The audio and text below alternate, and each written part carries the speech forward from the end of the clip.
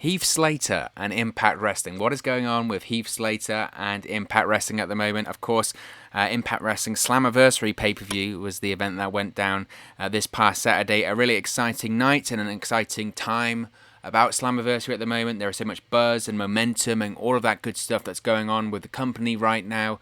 And Saturday's event was no different. It was a night of debuts. It was a night of returns. It was a night of new faces showing up, old faces returning, new characters debuting. It was so much going on and such a great event, and it's a really exciting time for Impact Wrestling at the moment, as will be with tonight's episode of Impact Wrestling on Access TV. Now, former WWE superstar Heath Slater did indeed make his debut for the promotion for Impact Wrestling on Saturday at Slammiversary. We had Josh Matthews and Don Callis doing an on-camera. They're hyping up the pay-per-view.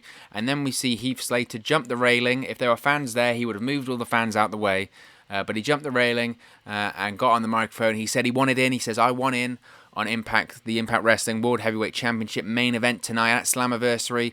That wasn't the case, though. He was interrupted by Rohit Roju.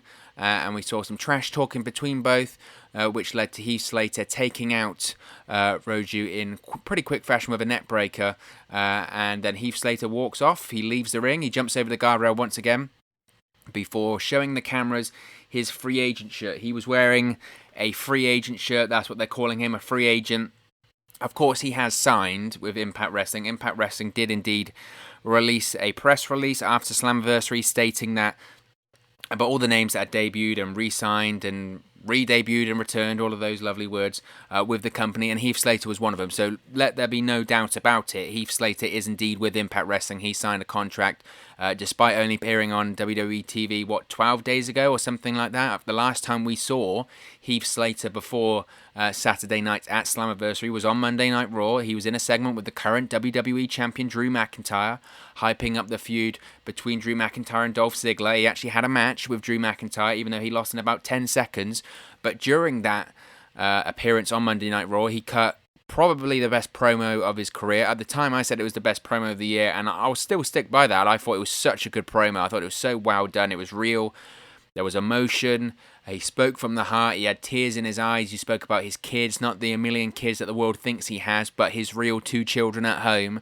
He talked about how Drew had abandoned him and not looked out for him, and now he was on the unemployment line because of Drew McIntyre, and he didn't save him. So they had a match, and McIntyre kicked his head off in about 5 seconds, and that happened, and they reunited before that segment was over. And it was essentially just about hyping up the feud between Drew McIntyre and Dolph Ziggler heading into Extreme Rules. But it was also a nice moment for Heath Slater to bookend his WWE career and have a nice send-off and ultimately get a bit of buzz around his name. And that's exactly what happened, because as soon as he had that moment, as soon as he had that segment on Raw, people took another look at Heath Slater. They went, whoa. One, he looks phenomenal. He's in absolutely the best shape of his career right now. People forget that Heath Slater is actually deceivingly big. When you see him standing opposite people in Impact Wrestling so far, you realize that he's a big guy.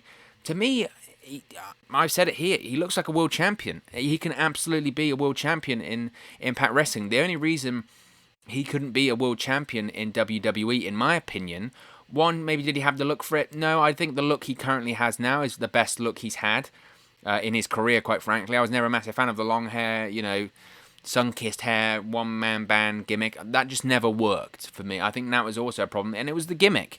The gimmick didn't work in WWE. That was the problem. He was obviously a part of the Nexus, the original Nexus. He was originally part of NXT Season 1, but he was part of the Nexus, and that worked for a hot minute before WWE ruined that. And in my opinion, he was the worker in the Nexus. You had obviously Wade Barrett was the star in there, and you had other people like Justin Gabriel and etc. Daniel Bryan, obviously original, he was the proper worker, but Daniel Bryan was only there for 5 seconds. But in that group, Heath Slater was always the worker for me. He was the one that was dependable. He could have a good match. When they worked with the Nexus versus Team WWE at SummerSlam, he was the one that had most of the interactions with Bret Hart, which says a lot, because one, who knows a better worker than Bret Hart? But also Bret Hart, with all of his physical problems, how careful you have to be with him during that time in the ring. The fact that he chose Heath Slater, and Heath Slater was the one that was going to be protecting him in the ring and working with him, says a lot about Heath Slater's work. So that says all you should know about Heath Slater.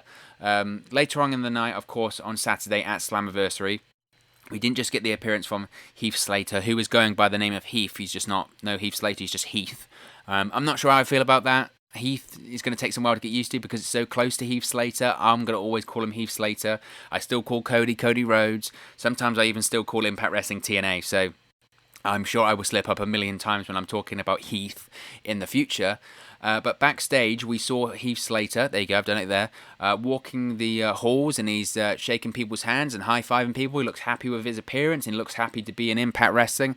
And who does he bump into? Well, he bumps into none other than his former SmackDown Tag Team Champion partner, Rhino. Of course, as I mentioned, Heath Slater and Rhino were former SmackDown Tag Team Champions in 2016, the very first SmackDown Tag Team Champions in 2016 when WWE redid the brand split and they were introducing all those titles. The first people to hold those titles were Heath Slater and Rhino. Why?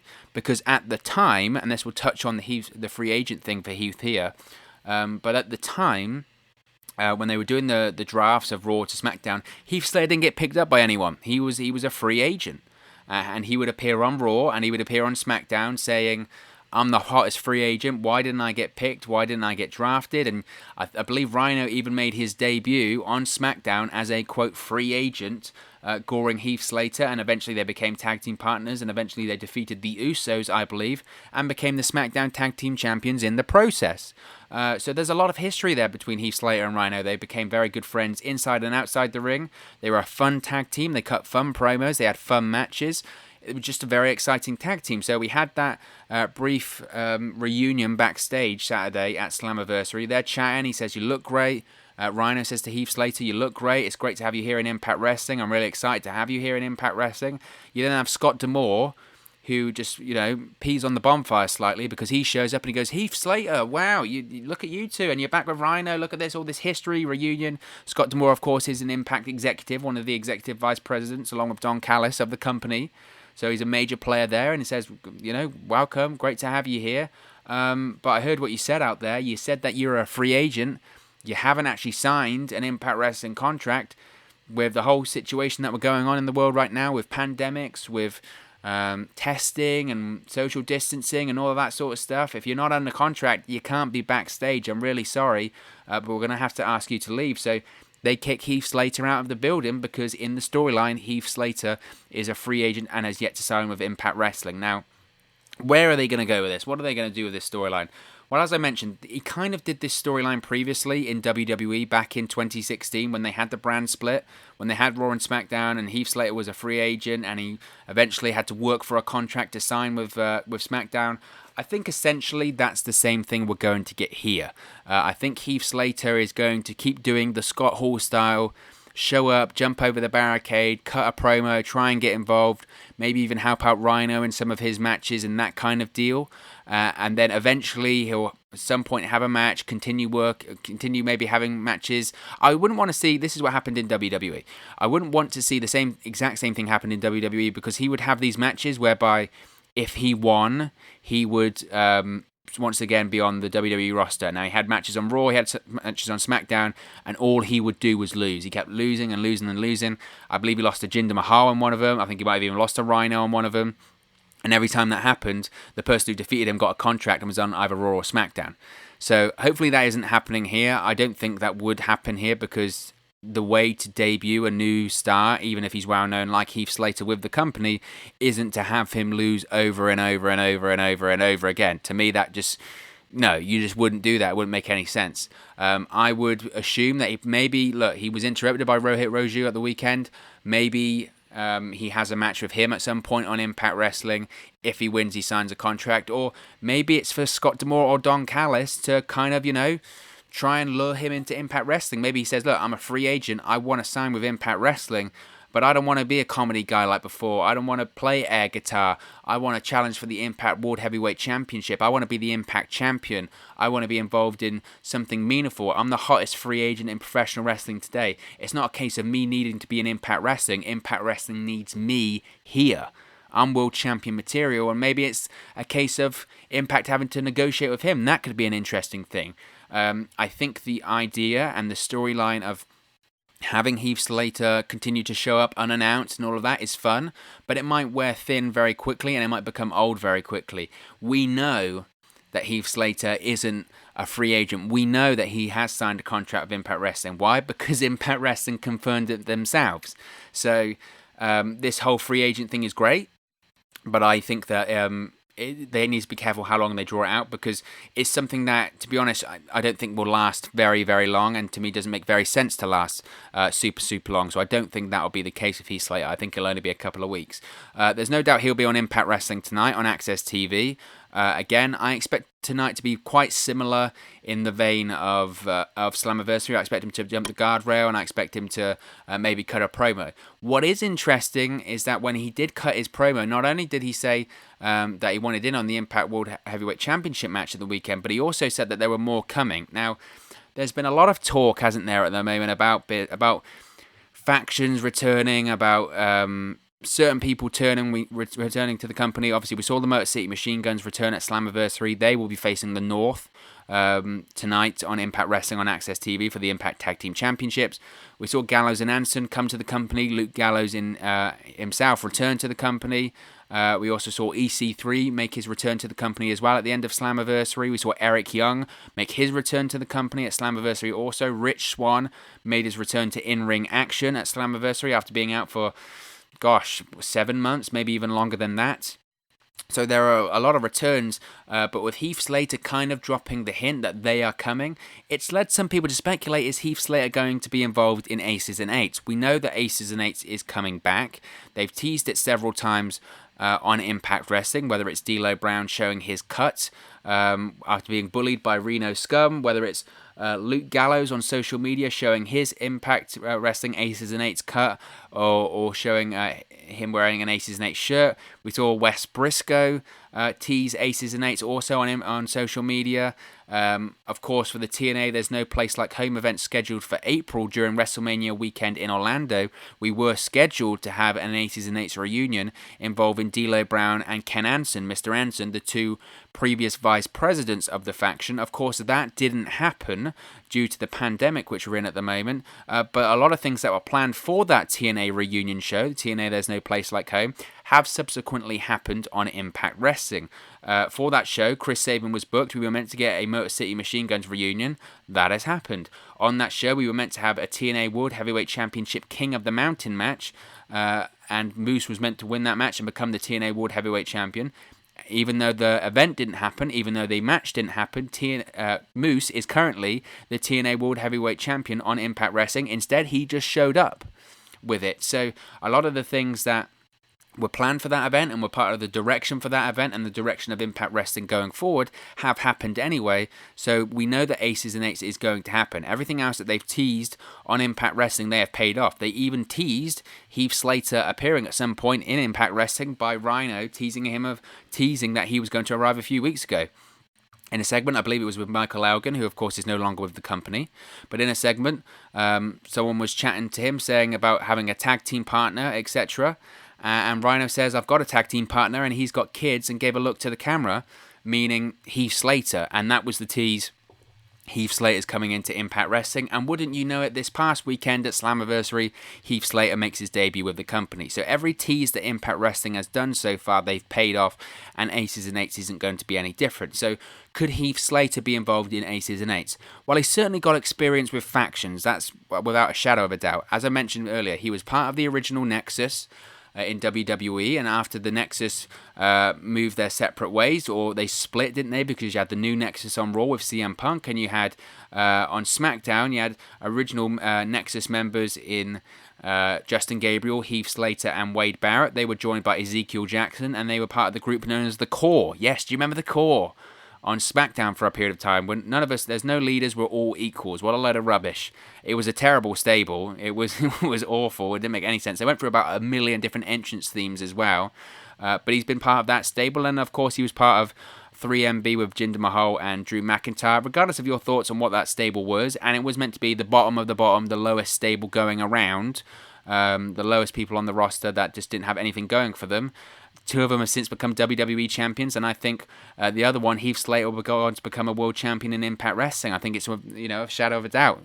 So maybe that group just was, you have to go solo before you can go back up, right? That might be the case with Heath Slater too, like it was for Jinder Mahal and Drew McIntyre. Another stable Yes, another stable that Heath Slater was part of was the Social Outcasts. You remember that? Social Outcasts, Heath Slater, Bo Dallas, Curtis Axel, and Adam Rose were the Social Outcasts in WWE. Again, that was meant to be four random lower card jobber guys who were weird and had stupid or goofy gimmicks all come together in one group, and that's what they had. Were they successful? Not really, but it was a gimmick. It was for something for them to do at the time. My point being that Heath Slater does have experience with groups and with factions, and that's something that Impact Wrestling could play on if they wanted to. They could say, this guy is all about faction warfare. He always belongs into a group. They can also go two ways with it. They can say he belongs in a group. He needs to be surrounded by people. Hence, Heath Slater could be the one to facilitate the return of the Aces and Eights to Impact Wrestling. Likewise, they can go in a completely different direction from it and say that this guy has been part of stables and factions his whole career. Now he wants to stand out on his own 2 feet. He wants to be on his own and prove that he can become a world champion or a meaningful player, or he's got worth, he's got value as a singles competitor on his own. He doesn't need to be in groups and factions with other people. What would I like to see when it comes to that? It's difficult because I would like to see Heath Slater be a big success on his own, and I do think he will be a big success in Impact Wrestling. I really, really do. But could I see him as a member of Aces and H? You know what? I think I could. I think he does look like the type of person that could fit into the Aces and Eights.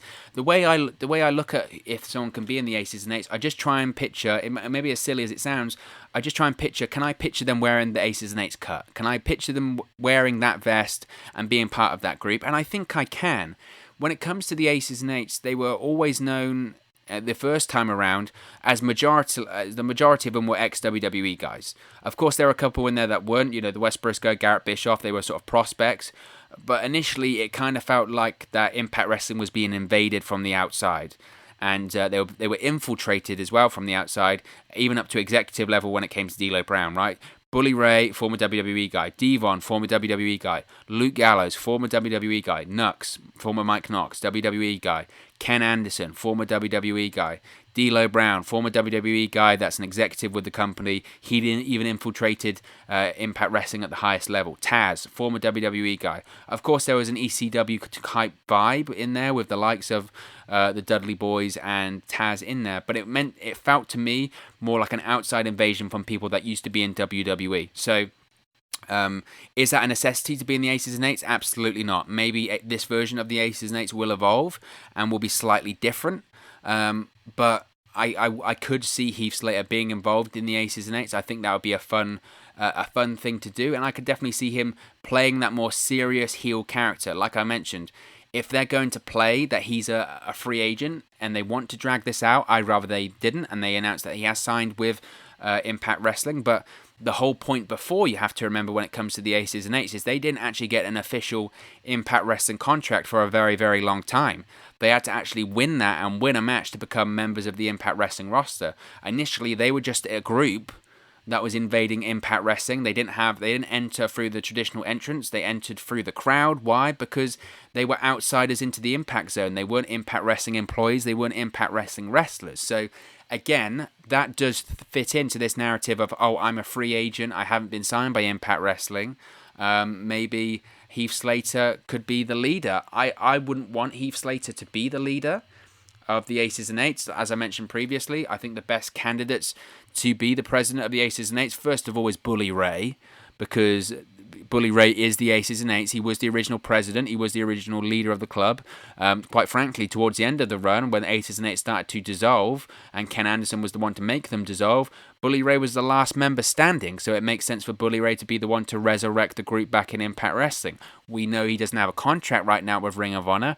I don't know if Impact Wrestling are interested. Of course, Bully Ray appeared Sunday for the Extreme Rules watch-along. Doesn't mean he isn't going to sign with Impact Wrestling. I don't know. He works at the moment with Busted Open Radio. He could certainly fit the schedule of taping for Impact Wrestling. And who knows, Bully Ray could even be on Impact Wrestling tonight on Access TV. We just don't know. He would be my pick to be the president of the Aces and Eights when it comes to that. Do I see Heath Slater as president material? I think he could do it. I do think he could do it. Would he be my pick to do it? No, because I don't think I see him really working in that role. I do see him as potentially being a member of the Aces and Eights. I would prefer maybe not to, but I can see that happening. I think he could fit in. Could he be the leader? I mean, I suppose he could. It'd be a big step up and a big platform for him, but I do think he does have that potential. I just don't know if he would be the right person for that position. As I mentioned, I think I would prefer that to be Bully Ray. If not, I would like to see Ace Austin in that role. I really would. I think Ace Austin in the Aces and Eights just is a given. Obviously, he's got Madman Fulton, who looks like an Aces and Eights member anyway. But Ace Austin, it's in his name, so you have the ace, so that fits in with Aces and Eights. He has the ace tattoos on his arm. He carries around an ace card, for crying out loud. It makes sense for him to evolve that ace card into the dead man's hand, right? That makes the most sense. If it isn't Bully Ray. So while I do think Heath Slater could be a part of the Aces and Eights, I don't think he'll be the president. I just don't see him in that role. But realistically, as I mentioned, I would prefer for him to be standing out on his own 2 feet. I personally would prefer to see a Heath Slater that's a singles guy that's taken seriously, has good matches, has serious matches, cuts serious promos, and gets elevated into the Impact Wrestling World Championship scene. I think he's good enough. And for anyone to doubt that, all I will say is go back and watch that promo on Raw from a couple of weeks ago. People might say before that promo, well, Heath Slater, he's just been a comedy guy for too long in his career. He's lost too many matches. The way he was presented in WWE, even when he was succeeding with Rhino in that tag team, he was a comedy guy. He was a comedy gimmick. They had him saying, I've got 1 million kids, and he had a trailer, and he got destroyed by Brock Lesnar, and all of this stuff. That's what Heath Slater was. He was a comedy character in WWE, and he did it well. He played his role very, very well. He entertained. He did the best what he was given. And realistically, I'm probably thrown into this. At the time, I didn't see in Heath Slater that he could probably be anything more than that. Is that because of just the way that we saw him on television and the way that he was presented? Possibly. I think this improvement to his physique has certainly helped, and this improvement to his look has helped too. But for the longest time, he was presented as this goofy, comedic, silly, dumb heel, sometimes babyface, but ultimately he was a comedy guy, and whenever he faced anyone of real significance or of real talent, he got destroyed pretty quickly. And even though on Monday Night Raw recently the same thing happened to him, he played the serious role and he cut a serious promo, he was still destroyed pretty quickly, but that's what WWE is going to do to you on the way out when you're not currently signed to the company and you're in the ring with the WWE champion. Obviously, WWE have their opinions on Heath Slater. I'm sure he's universally liked backstage and he's done a great job for however many years, but let's face it, he was released with that group of people in April because he was deemed by WWE as not an essential personnel at the time. They don't see anything in him or anything more that they could do with him. His time is up in WWE. And Heath Slater now, you look at the way he looks at the moment, he's reinvented himself, I think, there, because physically he looks the best he's ever looked. He showed his talent that time on Monday Night Raw a couple of weeks ago, that he can cut the serious promo, that he can have the emotion-filled, reality-based, real, gut-wrenching, serious promo. I bet some people backstage, when they were watching that on Monday Night Raw a couple of weeks ago, went, man, we have made a massive mistake, because I'm 99% sure whilst he was even cutting that promo, he had already agreed a deal in principle, verbally or whatever, maybe even put pen to paper to sign a deal with Impact Wrestling at that time, because you can't tell me that this deal just happened over the last couple of weeks, because I'm sure Impact Wrestling struck while the iron was hot. As soon as those people got released in April, it was only a couple of weeks later we started to see the vignettes from Impact Wrestling hyping Slammiversary and hyping some of the former WWE talent that had been released were going to indeed be appearing at the event. So I'm assuming the deals were done back as far as May. So when it comes to Heath Slater, I bet when he was cutting that promo on Raw a couple of weeks ago, people were going, wow, we might have made a mistake here and there's nothing that we can do because this guy's going to Impact Wrestling. And anyone that thinks that Heath Slater can't be a world champion in Impact Wrestling, for me, is just out of their minds. I would say go back and watch that promo, look what he did, look what he's capable of. He was unfortunate at the weekend at Slammiversary because when he jumped over the railing and got in the microphone, it was during a period of time which Impact Wrestling was having a few technical issues. The house mic audio didn't translate over to the feed, so it felt really quiet and it felt really off. Myself, personally, my Fight TV stream actually crashed on the Fight TV website, so a lot of people actually missed Heath Slater's debut as well, myself included. I mean, if you go back on the watch along, you can hear me fumbling around and stumbling because I'm like, oh my God, my Fight TV stopped working. What is going on? I've just paid $20 for this to crash. Maybe that's a sign of how many people were watching Impact Wrestling Slammiversary at the weekend, because, you know, it was trending #1 in the United States and was certainly trending worldwide. So that probably is the case of that. So it's unfortunate for Heath Slater that that was the circumstances around his debut at the time, but people are talking about him. And as I mentioned in all the videos I've done on Impact Wrestling recently, it's just a really exciting time to be watching Impact Wrestling again. And I think Heath Slater is going to be a part of that. Do I think he's going to be a member of the Aces and Eights? Ultimately, I don't think he will. I think that tease does mean something, though, and we'll have to find out eventually what it means. I think he will team up with Rhino at some point in Impact Wrestling, but I do think he could be the one to turn on Rhino in Impact Wrestling. I think they'll team up, but I'm predicting that Heath Slater turns on Rhino and maybe becomes a heel or something like that, and that's where we see the real Heath Slater. That's where we see the Heath Slater that's going to be the Impact World Champion, because my prediction is that in the next 2 years, because it looks like these talents that have signed with Impact Wrestling have signed 2-year deals. The Good Brothers, Luke Gallows and Carl Anderson, certainly did sign 2-year deals with the company. My prediction is that Heath Slater in the next 2 years will indeed be the Impact World Champion. You heard it here first. I think it's going to happen. I think he's just got that talent. I think he's got something to prove. He's got the chip on his shoulder. Everyone for the longest time in WWE thought that he wasn't capable of that, myself included, but that was the way that WWE presented him. But I truly do feel that Heath Slater's got the potential to do that in Impact Wrestling, and I think he'll do that firstly by turning on Rhino in the near future and becoming this big star in Impact Wrestling. I really think that's the case.